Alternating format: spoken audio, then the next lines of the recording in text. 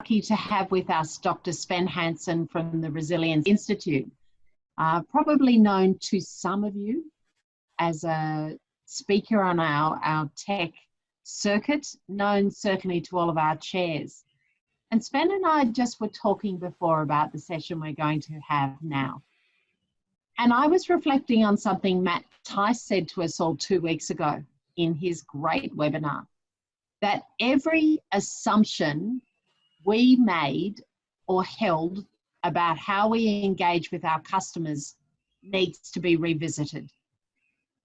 And Sven and I were just talking about the cycle we've all been through as leaders over the last 8 weeks. And as we get to this point, reviewing, well, what does the future look like? I think it's time to step back and revisit every assumption that we make as leaders about how we live our own lives, about how we engage with our teams, our customers, and indeed the tech community. So on that note, I am thrilled to be able to hand over to Sven. Remember, we will absolutely allow time for Q&A. Use the Q&A button on your screen. But Sven Hansen, welcome to Tech. Thank you, Steph. Always a great pleasure. And welcome, guys. And once again, we're in this virtual world, which I think we're getting more and more used to.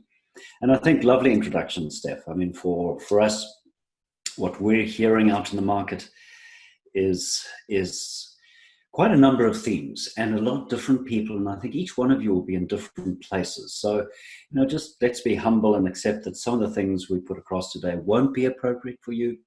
Others will be. But, starting this up and sharing with you how I kind of designed what I hope is going to be a very practical and necessarily quite simple session is, first, there are a lot of people who are tired. As Steph was saying, the first 2 weeks was a little bit crisis-y. Then the next few weeks we thought, gee, it's quite nice. I'm at home. I'm not rushing around to airport. Now some of us are wanting to jump back on planes and rush back into work. We're in different phases. Through this, what we're seeing firstly is a little bit of fatigue. People are tired of what we've been through. They're looking forward to something new. But as we investigate more deeply with people, what we're discovering is there's a little bit of flatness. So the first theme today is bounce. What do I need to do as a leader stepping back into this new world of work to be ready to take on the challenges effectively? Second thing we're seeing, as people are going back to work, and we've had a number of large organizations as well as small wrestling with this, there's a major reconnection required. If you like to think of it as culture has kind of dissipated as people have been remote working, been out of things. We're going to have to reimagine how we work together.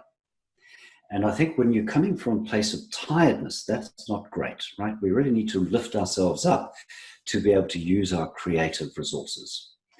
And the third theme, which I think is very important for those of us who want to be successful in this new future, is we're going to have to find our drive.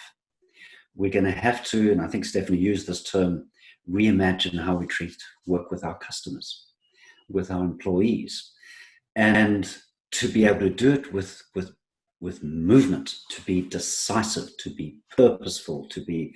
I did a session with John Key yesterday, and he talked about 3 things: plan, clarity of communication, and calm. And I thought that, from an experienced leader, just great. So think of those 3 things: bounce, reimagine, and drive forward. And that's kind of what we want to look at. I'm going to recommend each one of you right now, jump if you can to your feet and make the necessary adjustments with your screens. Put your screen on a box, whatever it may do, but I'd like you to stand for our short 25 minutes left. All right, and if you can stand, grab your hands behind your back and just gently open your shoulders, because you may well have been stuck on your computer a while. Breathe in gently and exhale fully. All right, good. And just shake it out a little bit, and let's get purposeful. So I'm going to share a few slides. We're also going to focus on some to-dos, some action bits. Give me just a moment to get that up. So we termed this idea resilience and rhythm. we want to look at some of the data. So what does our data tell us about success? Secondly, the power of having a daily rhythm and understanding that your rhythm has probably changed from work as it was. It's going to change again as we go to the new world of work. To talk very briefly about the danger of some of this disruption to your rhythms. And a lot of that can be kind of below your level of consciousness. And then we talk about the action. What are the things you can do? And remember, from our point of view, resilience is bounce, grow yourself physically, mentally, emotionally. It's connect, in this case, reconnect, and it's get back to flow, that high performance state where you're perhaps 5 times more productive. Here's what I like to think about. Blank slate. There's no right or wrong way, but I hope by the end of today's session, you've actually got some commitments that you can put into your daily routine. All right. Right now, if we followed you with a camera, we would see certain routines. I'd like you to look at those routines as we go through this and think about, what? I could make this adjustment. I could make that adjustment. So what defines success? For me, this is perhaps one of the most interesting slides in our deck. It's one of the most interesting bits of research. We do this every 18 months or so. We have large samples of data. This one is 7,500 people. And we ask the question, if you're in the top 10% of resilience, how do you answer the questions as compared to people in the bottom 10%? And what you see straight away is things like fulfillment. Wow, I'm lucky to have this job. I'm lucky to have this opportunity. I'm grateful for the challenge. Is very different to some of the complaining, growling, sadness, disappointment. Clarity of focus, presence, bounce, integrity, decisiveness. These things the top 10% do with rigorous regularity. Whereas if you're in the bottom 10%, that group of people barely look at those top 6. Very important items. If you want to choose simple things to act on, that's one way to start. Secondly, what gets you into trouble? We do the same thing. What does it look like when we look at the risk factors for resilience if you're in the top 10% versus bottom 10%? And what you see there very clearly, top to 10%, they don't worry. They don't do fatigue. They're much less self-critical.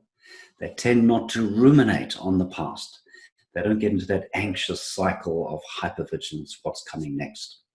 All right? Really interesting differences. So if you wanted to take an evidence-based view, and this is all freely available on our website for those of you who are interested. And of course, just to be clear, this stuff works. These are owner-managers, 115 people who've been doing this program 20 years. And just to show you the kind of benefit you can get. So let's take that sense of vulnerable, some of us are feeling just a little flat, a little bit over this situation. We get up to a 55% reduction in that vulnerable behavior. All right, so that's vulnerable in the term of at risk rather than a Brené Brown vulnerable. Likewise, 47% increase in capacity to be calm, to bounce. 66% improvement in vitality. It's a big numbers. And at the end of the day, a 42% increase in flow. It makes a difference. And that's our purpose here, to get us to find the right way, because each one of us is different. How do we move across to a more resilient state? Could you, like this group of professionals, lift your resilience almost 45%? So, many of you have heard me say this. I'm going to be really fast on it. Just be aware that bounce begins with knowing when and where you are in terms of being in trouble. We overload our minds. We tend to disengage from what really matters. We start to lose energy. We start to neglect ourselves. Then distress kicks in, and then we can get into a really low state. This is normal. It is natural. It's real.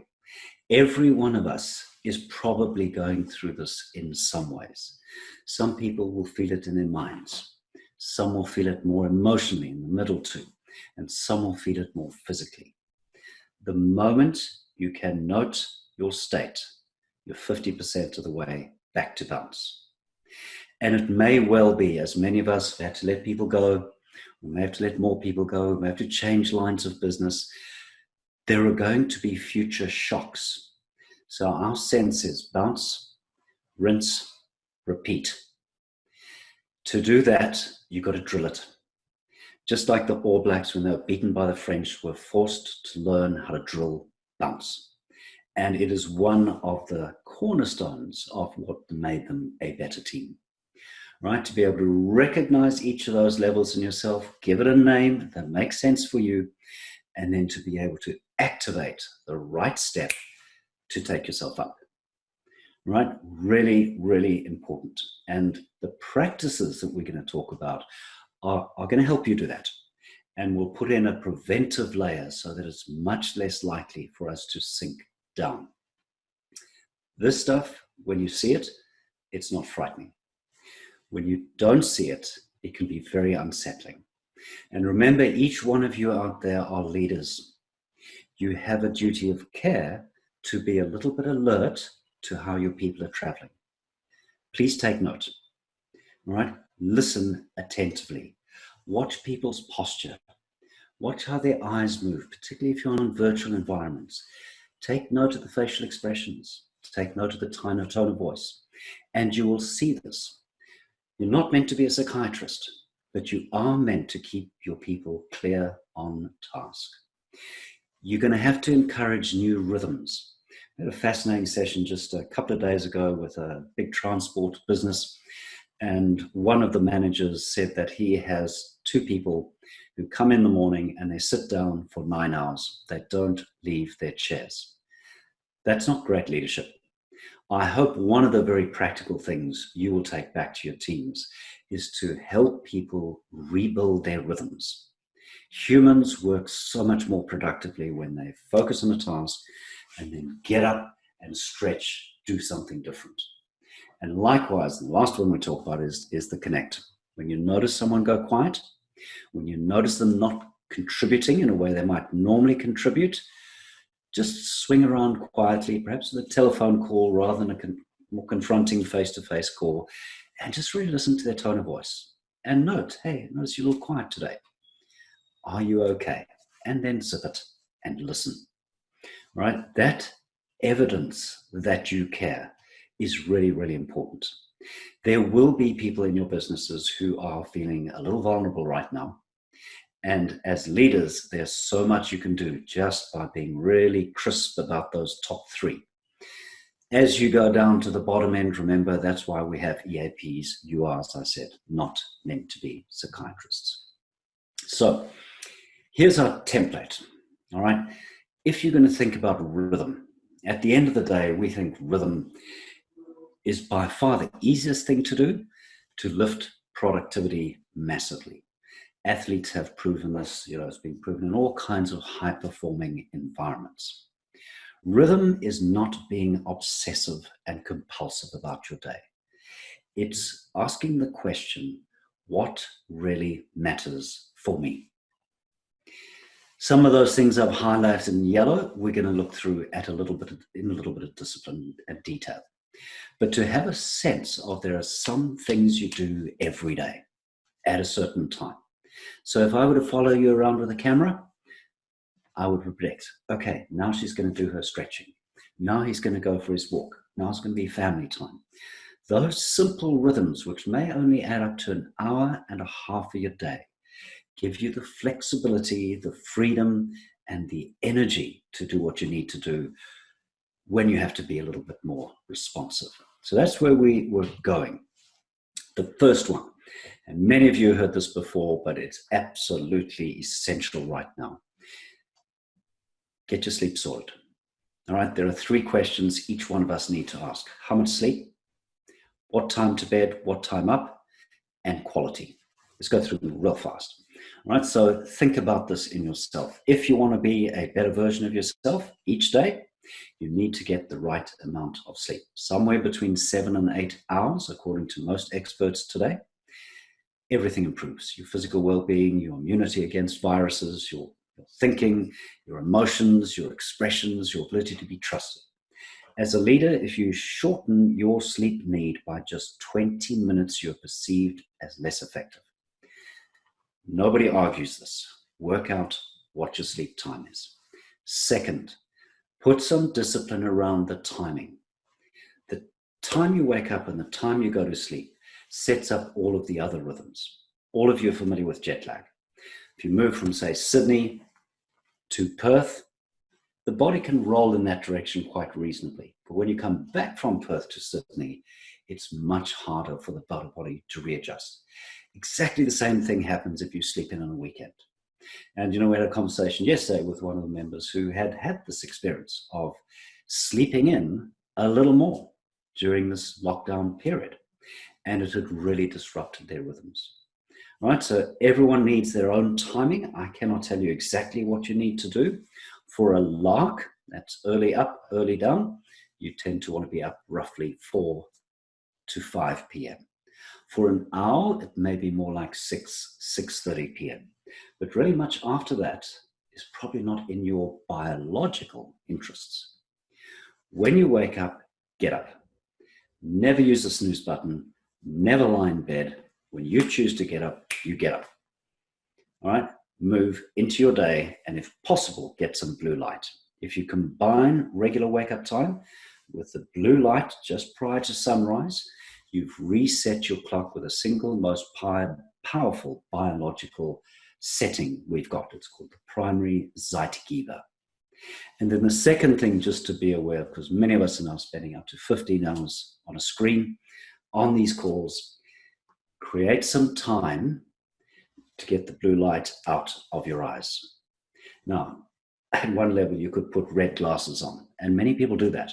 A much wiser way might be to close your screens, pick up a book, play some cards, go for a walk with a dog. You can allow yourself roughly 90 minutes of warmer yellow light. Even turn off your LEDs, turn off all your screens. You'll find that your quality of sleep improves. And that's kind of our next one. Okay, it's to understand the power of the different rhythms of sleep. Again, you see rhythm, you see structure. These primal structures of sleep need, sleep timing, and sleep quality set you up for everything else. If you've got the timing right the night before, if you got up early, if you've done some exercise, you're going to drop all the way into deep sleep when you put your head in the pillow. You'll have 2 waves of deep sleep. Think of that as the big clean out of the mind. It's a refresh of the body. It's where you recycle, rebuild your hormones, your immunity. Then we start moving in the hours of the morning through the dreaming sleep cycle. It's a roughly 90-minute called an ultradian rhythm. For leaders, this dream sleep or rapid eye movement sleep is critical. It has 4 fundamental functions. The first is it allows you to consolidate your memory. If you disrupt your dreaming sleep, which alcohol, sleeping pills, and anxiety and depression will do, you lose that memory consolidation, up to 50% of it. Secondly, it is really important for your emotional intelligence. The ability to make quick judgments comes from that dreaming sleep. Third, it's key for recovering from difficult times. If you've had distress in the day, it is your dream sleep that processes that and settles the agitation down. And the fourth one is creativity. We can actually see now when people go through cycles of dream sleep, their brain is actually solving the problems that you need to solve for the next day. All right, so key ones, so some practical things. I'd like you to at least scribble this down, and Sandy's got some resources here. What is the length of time you need? My body needs 7 hours, 22 minutes. I work really hard to keep within about 5 minutes of that time. Second, what's your wake up time? What time are you going to put your head in the pillow so that you can get that full cycle? And how you're going to secure the quality. 3 suggestions: keep your room cool, less than 18 degrees, keep it dark, keep it quiet. If you can, get yourself a Fitbit or something and track where you'll see each morning what sort of sleep you've had. Really, really important one. Let's make sure you are still on your feet. Let's just do a couple of little things. I'm going to suggest you stand again. Make sure you're clear behind you. Perhaps put a hand on the table. Reach back, grab your right foot, pull it up behind your body, and just give those quadriceps a little bit of a stretch. And then over to the other side. Stretch that gently. Right? Ask yourself, how often through the day are you taking a moment to get up and to do some really simple stretches. You know, another one I find really useful, stretching over to the side, long breaths when you do that, and down the other side. All right, second strength, you know, really, really easy one you can do with me right now. Hands up, bend your knees. Bend your knees as far as you can go. Take yourself right down. So it's almost like you're sitting without the chair there, and hold that. Very powerful strength building exercise, sort of thing that takes you a couple of seconds. You add a few minutes of stretching, you add a little bit of strength, you take a 5-minute walk, and maybe do some push-ups or sit-ups. And the final one, you know, what is balance? Again, I think a really important one when you're in a virtual rather than a more tangible world of moving around is balance. So here we go into our left leg, and I'd like you to close your eyes and hold your balance.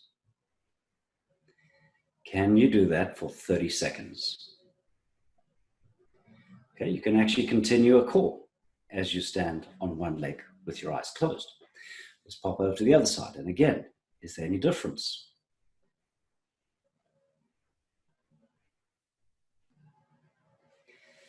So very, very simple things, no more than 15 minutes a day, but the trick is to have an execution plan, to be able to get up and do this. It's a rare day that I don't do my flexibility and a couple of simple strength exercises. Practically every day we take a dawn walk to get the blue light, to be together as a family. It's a massive refresh. If I can get those 3 things in the bag, my day feels settled. Jump up when you can between meetings. Third kind of piece here is what we've termed tactical calm, and I'd like you to kind of think about this. Think about most people will say when you're looking really distressed, take a deep breath. So if you work with me, just one hand on your belly, one on your chest, and take a deep breath. And notice if I here take a deep breath, I'm more inclined to use my chest or what's called secondary muscles of respiration, and I'm more likely to breathe through my mouth, and I accelerate my breathing rate. In times of uncertainty, this slightly accelerated breathing becomes the normal pattern, and we don't notice it. When we do that, our body gets captured in the fight, anger, and the flight response.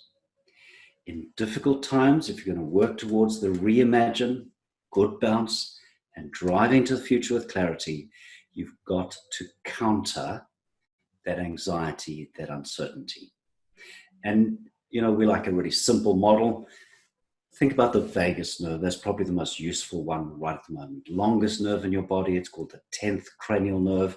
And what it does is to help you slow that fight and flight response by simply changing your breathing from up and fast to exhale. Everyone exhale with me. Feel your belly kind of shrink back towards the spine. Gently inhale to the lower hand. 4 seconds in and 6 seconds out. 4 seconds in and 6 seconds out. All right, it seems absolutely elementary. When you do 6 breaths of 10 seconds per cycle, 6 seconds out, 4 seconds in, this vagus nerve fires. When you do that, your physiology calms. You can control your emotions, you can control your thinking. And your empathy portal, that ability to connect with others, opens up again. Scientists are telling us that roughly 8 minutes of this tactical calm practice is what we need per day. As you accumulate, your vagus nerve gets thicker and thicker. You can hack it with cold water on your face, swimming, massage, wonderful way to activate the vagus nerve. In fact, even just rubbing around the carotid artery will have an immediate pulse lowering, breath slowing effect. Gargling water works, fasting works, laughter is brilliant. So there are lots of simple ways to do it, but in essence, it's about using the diaphragm, right? Making sure that when you exhale, remember 6 seconds out, you relax the diaphragm totally, pushing the air out. When you breathe in, again, slowly through the nose, flatten the diaphragm, you pull the air back in. Way more efficient, and it's massaging and activating that vagus nerve. So we have a simple process of just having, and this is something you can do during a call. You know, it's really important. People will see your posture because it's quite gross compared to the subtle signs of facial expressions. Just every now and again, check your posture, lengthen your back, perhaps tuck in your chin just a moment. Perhaps breathe in just to bring your attention to that, but breathe in low and then use that long, slow, silent exhale. Nobody needs to notice. Breathe out, pause. Gently breathe in, low, slow, and repeat. 1 minute, you've had a significant impact on your ability to be calm, to control emotion, control thought, and to connect with others. And I guess the goal and, you know, the final sense of rhythm that I really think could be useful and may actually end up restructuring the way we work. There are experts at the moment saying to us that in remote work environments, you're probably effective for only 50 minutes. Now, I think for many of you who are disciplined and in the habit of intense work, maybe you can stretch that to 90 minutes. 90 minutes of flow, though, is quite an ambitious goal. Flow is that goal state. Flow is the time you pencil into your diary to really get stuff done. That's the time that you are hyper-productive. So you need crystal clear goals, quite challenging goals, and you really need to focus 100% of your skill into that challenge. Your brain waves change, the chemicals in your brain change. You are now quiet, your mind is silent, timekeeping stops, it has an effortlessness to it, and it's rich. It's an experience you kind of think, wow, that was a good meeting. Be sure to build recovery in. We still have people who are going from one meeting to the next. The brain can't do that. So if you're going to give your people good time, acknowledge that your resources need recovery. So imagine these virtual calls. The poor connection systems, these empathy circuits in your brain are working overtime. They're squinting to see facial expressions. You've got time delays. It's really hard work for the mind.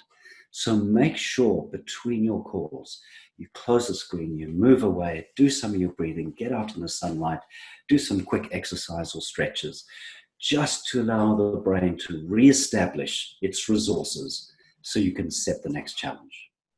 We need to be challenged, and just remember the key to getting into flow, and just remember your Roger Federer here, is to do it through that relaxation. So never rise to the challenge, sink to the level of your training. So in a nutshell, I'll try to keep it real simple. We'll stop here, we'll take some questions. You know, here's for me, if you want to be good at bounce and doing it again and again and again over the next months as we deal with what's happening, you need to breathe slowly. Find a rhythm that works. Some people shorten it a little bit in the 4-6. Some people go 5-5, but roughly 10 seconds per cycle of breath. Get your sleep sorted. Do something every day. Never negotiate on that. All right, and you can imagine how effective those are, let alone for your well-being and leadership, but also for being resilient against any virus. All right, clearly we've got to work that emotional world, and the first part is getting the vagus nerve working. And be really clear with your thinking. This is a tricky time, all right? It's easy to get confused. As leaders, you know, think through what your primary goals are every day. Don't waste too much time on worry. Don't waste too much time on regret. Be very present for what matters. Stephanie, I will hand it back to you and see if we've got any questions and dialogue. Thank you, Sven. Pretend I was standing up the whole time. I just sat down then, okay? I noticed, you know, I had a big conference yesterday and we had a lot of people, and there was the host was sitting in the chair, and I said, stand up, you know, I wanted him to give the example. Yeah. And he sent me a picture afterwards standing in his little blue underpants so he couldn't get up. I promise there will be no photos, but I did do the exercises along the way. We do have a couple of questions, and both from Bryce. Thank you, Bryce, for your engagement. The first one is about breathing, Sven. What are your opinions on is it the Wim Hof breathing practice? First thing, I think, because we work in so many different environments, one's got to be very open for the different pathways. Mm-hmm. So there are lots of ways to do this. You could do this with a quiet meditation. You could do it with a mindfulness practice. Mm-hmm. You could do it with your yoga. You could even use the Buteyko breathing. Wim Hof is about the most extreme you'll find. So he's actually, in a way, an advanced yogi. Mm-hmm. Now, as long as you do the Wim Hof training carefully and respectfully over a period of time, it is very powerful. I've enjoyed the program and I got some real benefits from it, but it's considered pretty extreme. Mm-hmm. Right? In what way? In what way, Sven? Well, what he's doing, he's actually, look, he does a lot of different things, but one of the things he does, he really encourages you to hyperventilate. All right. Okay. And that brings to the surface your anxiety. And this is why we don't want to say take a deep breath to most people. When you, which is what he encourages, but he has people wrapped in sleeping bags and it's all very put on, is it brings anxiety and grief and frustration to the front. Okay. So he allows you to lift that tension, distress, and then he gets you to exhale and hold it, and then to breathe very slowly. So what he's doing is he's flushing out the carbon dioxide and then allowing your blood carbon dioxide to raise again. And that does have a very powerful effect. But let's say I had some anxiety and I didn't know, and I did that hyperventilation. Chances are I would faint. I might have a panic attack. So it's a little edgy. Yes, okay. Well, thank you. Thanks for your feedback on that. A question from Bryce, another one. Is there too early a wake-up time? So how soon before the blue light of dawn? I love the blue light of dawn. It sounds so romantic. How before that would be too early? Yeah, there's very mixed opinion here. So the thing we're most worried about from a sleep science point of view is called sleep phase delay, where you wake up late and you go to bed too late. And pretty much most young people today are caught in sleep phase delay. Bringing that clock back has a huge impact on their well-being, social skills, mental performance. There is such a thing as sleep phase advance, where you wake up too early and then you end up being tired early in the evening, so you go to bed too early. Mm-hmm. Not as serious a situation, but it can be problematic, particularly as we get older. Now, the advice is tricky to judge. There are lots of these so-called influencers on social media. Tim Cook from Apple being one, mm-hmm. who talks about his wake. I think his time is 2:45 or 3 a.m. I think that's a little excessive. He's probably a little bit manic. My sense of this is that I think a good time is probably somewhere between 4:30 and 6. Ideally, if you can be awake before the dawn, that's the goal. Never before, after sunrise. That's too late. If there's a bit of dark between when you wake up and when the sun rises, that's fine. It's not a bad time to do some work. That may be a time you get a little bit of blue light from the screen. It'll get you going. And then what time is an ideal time to go to bed then? Again, depends. Am I a lark or am I an owl? So I'm a lark. So I'm pretty strict. I'm in bed, reading, asleep by about 9:20, up by 4:40. That would be a typical lark pattern. An owl probably wants to go towards 10, 10:30, even 11.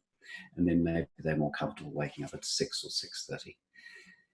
There's one study out late last year that showed even if an owl can adjust their clock slightly so that they go to bed a bit earlier and wake a bit earlier, they get tremendous physiological benefits. It's really interesting. I love the science behind it. Great question from Alistair Haig. Hello, Alistair. You mentioned how alcohol affects dreams. So what about coffee? Yep, good question. So the alcohol and sleeping tablets fragment the dream sleep. So, you know, if you really want your creativity, your emotional intelligence, have your glass of wine at lunchtime. First step.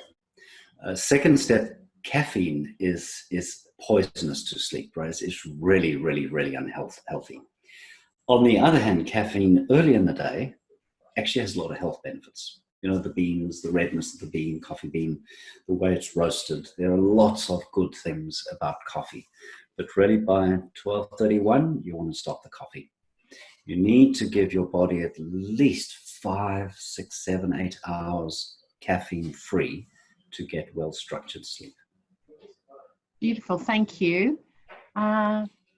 Russell, glad you made it, Russell, after our chat the other day. So a follow-on question from Russell. You say, when you wake up, get up. What happens when you wake up? I was thinking this too. What happens when you wake up at 3:30 in the morning and you can't get back to sleep? What's the best strategy? Right. The strongest is that last comment I had in the last slide, which is be brutal with your mind. The danger that 3:30 time is when you're in the dream phases. So your mind wants to dredge things up.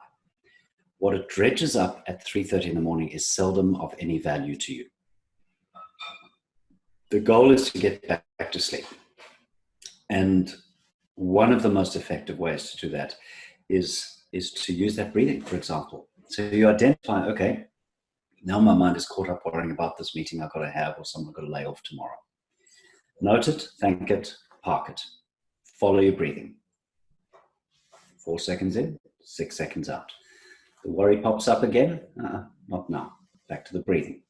So you teach your mind to behave yourself. Remember, the mind is not you. It's a tool. One of our jobs as we grow up is to keep the mind under control. So for many people, that is the key to solving the early morning waking. And don't worry when you do wake up, because we will. That's normal. As we get older, many of us will wake up. And that means a disturbed sleep. It's not uncommon. But mostly, if you can keep the mind still, you'll fall back to sleep within 30 seconds. And if you can do that, you don't remember it. So your perception is, I've had a great sleep. The worst thing to do is to lie awake and let your mind run. All right, you've got to stop that. I think the second thing that's really important goes back to the structure. If you prepare for sleep well, if you avoid your caffeine, avoid too much alcohol, and you get that deep slide into deep sleep secured, the chances are you'll sleep through the night. The easiest way to disrupt that is to sleep on the couch or to have a nap, in front of the TV. That's just completely unhelpful, because recovering your structure is well nigh impossible. So preserve your sleepiness for the slide into sleep. Keep your room dark, quiet, and cool. And that can be very helpful for people. That's good, thank you. I love that science about that at that time of the morning, your mind is at the dredging up phase. Yes. Because it's supposed to be dreaming, so that's why Correct. those things come into your head. Yeah, that's good. Thank you. A question from Alicia. Why is it best to wake up before dawn? Primarily for the blue light. So as let's be specific. As primates, we know that for at least 60 million years, we've used blue light to start our day. Yeah. So blue light, when it hits the back of the eye, it releases a chemical called melanopsin, and melanopsin goes back through the optic nerve and hits what's called the suprachiasmatic nucleus. So the blue light, melanopsin, resets your clock. You can hack it. So if you spend a bit of time on your iPhone, you're going to get blue light not dissimilar to dawn, and you'll have a similar effect. The key is not to have that blue light at night, which screams to the body, wake up, wake up, wake up. So 3:30 in the morning, you wouldn't go and get your phone and have a look at it. Am I hearing? Definitely not. I knew the answer to it. Unless you're Tim Cook, right? You're Tim Cook and you want to get up and start your day, go for it. Maybe I've got a bit of Tim Cook about me after all. A question, an anonymous question. Why does it seem that nearly all adolescents sleep more for a few years and even before they go out? And should we accept this or try to change their behaviours? Yeah, that's a difficult one. Having got both our kids past 21, I can tell the truth. Remember, at their teenage years, there's one primary biological drive, and that's to breed. And the nighttime is when our kids want to get out and socialize and find their couples and pairs and do things that us parents don't really want to know about. So there is no doubt some truth in the fact that melatonin releases later in those late teenage years.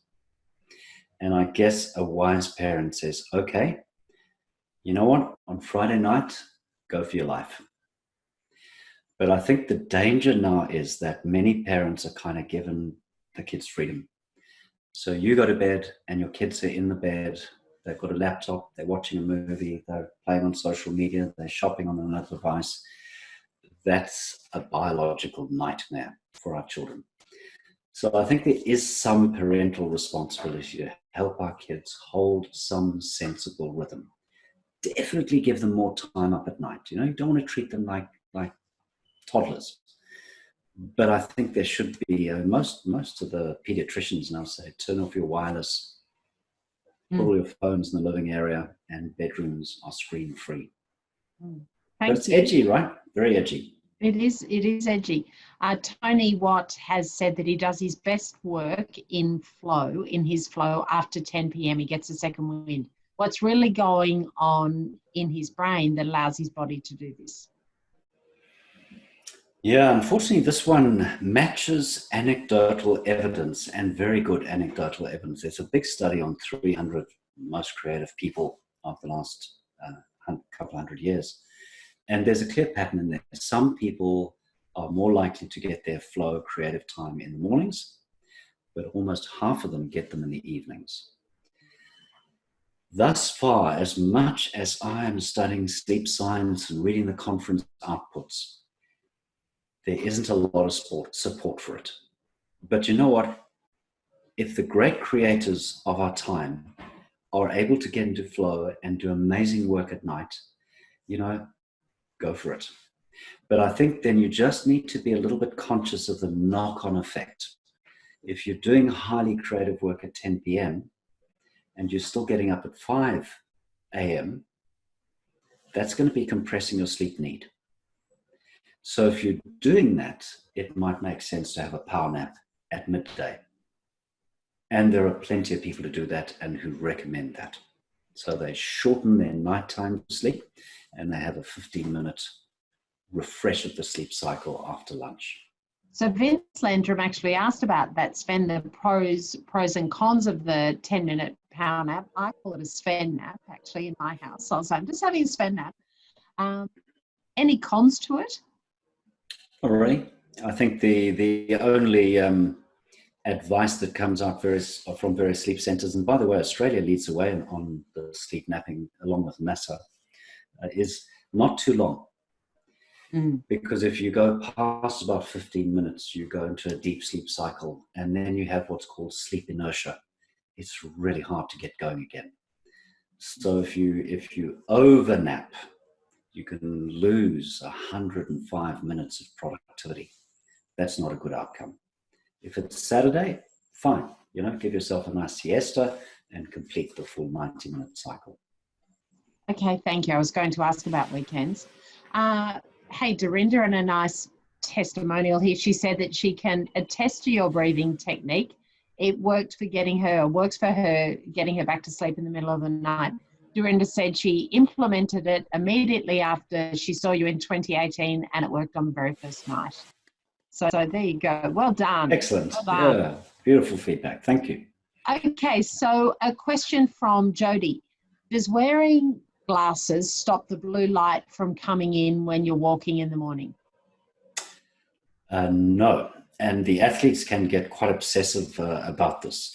But generally, the advice for high-performing athletes is blue glasses in the morning, red glasses at night, which is trying to simulate, a natural environment where you're out in the morning hunting and gathering and doing what humans do, and blue light. So you definitely don't want to use orange glasses in the morning, but blue glasses, fine. Okay. Cool.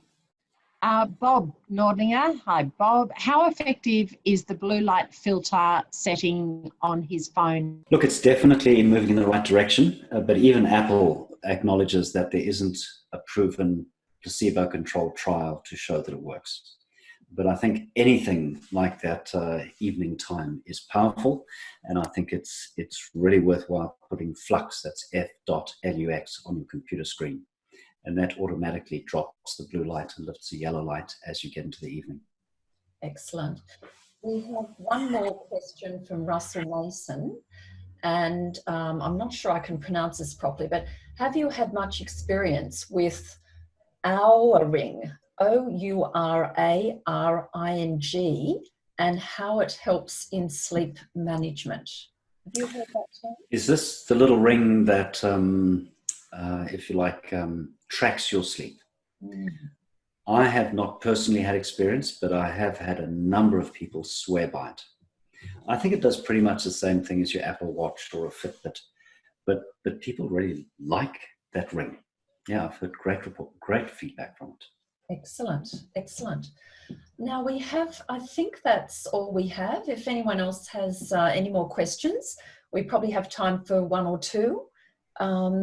If not, no, it looks as though we've reached the end of our Q&As, and welcoming back Stephanie just in time. Great